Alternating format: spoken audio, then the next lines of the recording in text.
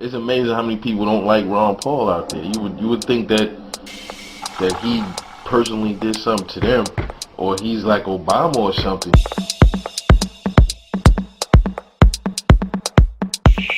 A lot of stuff he says makes perfect sense. Ron Paul's number's up. It's time for him to undergo the smear campaign. They're scared half to death of this Ron Paul thing. They really, truly scared to death. You know why? Because it's going to undermine the powers that be, and they can't control him. And I tell you what, we need to get a security force around that man. You can't convince me that this man is a racist. Just listen to all the stuff he said. He is the least racist out of all the candidates, including Obama. They're slandering this guy's name and running it through the mud because they are truly afraid that he's going to unleash the potential of the American people, dog.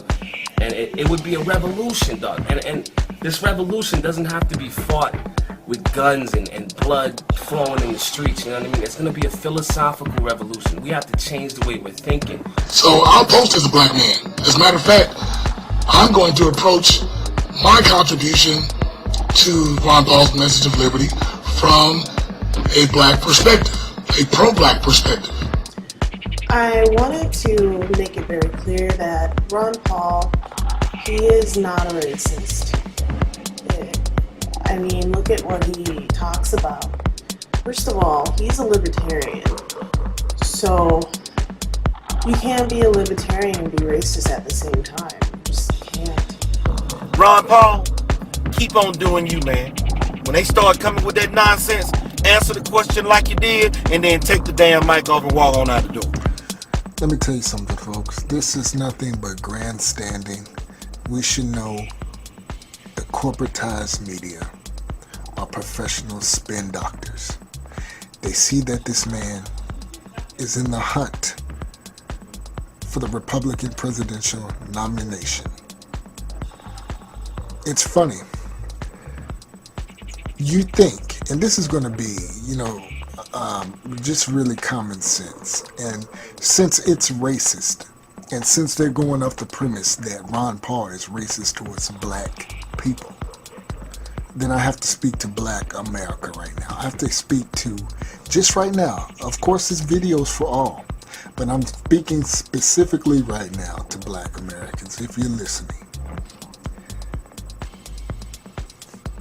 Do you really think the corporatized media cares about how Ron Paul feels about you? Do you really think they really care? And if they do, by exposing him as being some kind of old, white, bigoted racist, what are they going to do about it? Certainly, it's not to raise you out of the condition in which you're in, but only to knock off a man who can bring back the ideas of natural rights, the ideas that I can do for myself without any intervention or meddling from government. Do you really think they care about that? No, they don't. They don't care about you, black America. They want to use the ideas of racism. They want to use this as a tool to knock this man off. That said, what makes this most interesting is his being charged with being a racist because of some comments made in the newsletter that he was over 18 or 20 years ago. I'm not dismissing it, I'm just saying it's interesting because Ron Paul's against the war on drugs, and as it stands now, blacks constitute about 14% of illegal drug users in the United States. But there's 65% of those incarcerated for nonviolent drug use. 14% of the users, 65% incarcerated for nonviolent drug use. That's a huge difference. That's beyond racism. That's way out of proportion. There may be reasons, and maybe not, but the bottom line is those are the facts. And those are facts that Ron Paul's actually quoted as well. Now, under Ron Paul, what he would like to do is he'd like to end the war on drugs, first of all. What he would also like to do, the biggest part of this, is that he wants to pardon all nonviolent drug users.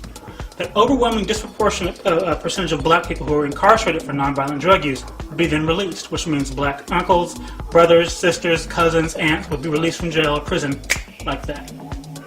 Now, if you want to talk about something someone said under his management of a paper 20 years ago, that's fine. But to me, that totally annihilates any claims of racism. But the things, even if he did harbor negative feelings or biased feelings or racist feelings, to be honest, I may have a few feelings about certain groups when I sing too. I don't choose to. It might not be the most sophisticated thing, but I think everybody has some group feelings, whether they admit it or not, to an extent. Anybody who's honest does, I would say.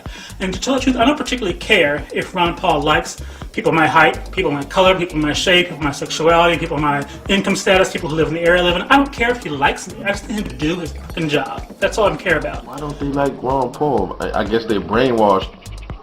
No different from the North Korean people, I guess. You know, they brainwashed and believe in all of the status quo. You know, all of the rhetoric that these other candidates been talking for years. You know, ever since presidential debates been going on. I say you only have a handful of candidates that really are for the people. Most of them are not for the people. Most of them will say anything to walk into that office. A lot of people say, well, Ron Paul, he seems like he's saying he can say whatever he wants to step in office. And I said, well, I shot the guy another PM. I said, the difference between Ron Paul and the other candidates is he's not saying what they saying. That's how you can differentiate him from the other candidates. They're saying all the same bullshit that Obama been saying. This whole everything is dualism. You know what I mean? Like you watch any type of mainstream news outlet. Everything is dualism. Left versus right, Republican versus Democrat, Christian versus Muslim. You know what I mean? And they're all straying away from the fact that we're all people. And the highest level of attainment throughout our history, throughout any civilized nation, has always been to reach for freedom and liberty. You know what I mean? And the fact is, Ron Paul got the best message hands down. And I'm gonna tell you, don't play into the games, man. You know what I mean? Because we fell for that Barack Obama shit. I voted for the dude. You know what I mean? And he was basically running off. I'm a scholar of the Constitution. I will follow the Constitution.